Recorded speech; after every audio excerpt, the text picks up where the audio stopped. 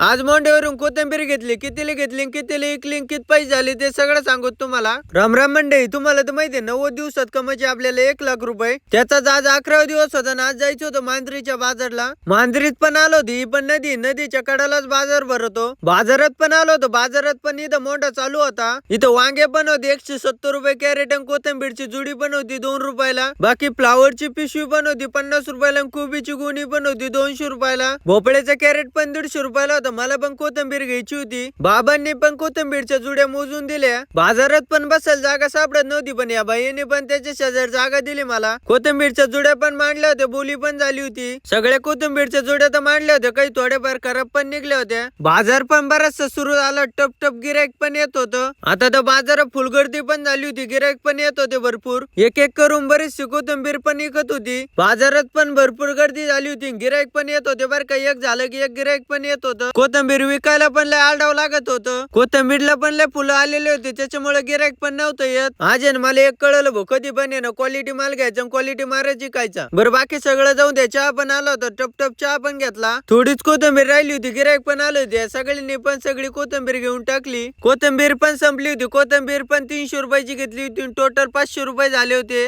आज काय फक्त 200 रुपये कमावले होते. पुढले अजून क्वालिटी माल घेऊन अजून पैसे कमवू.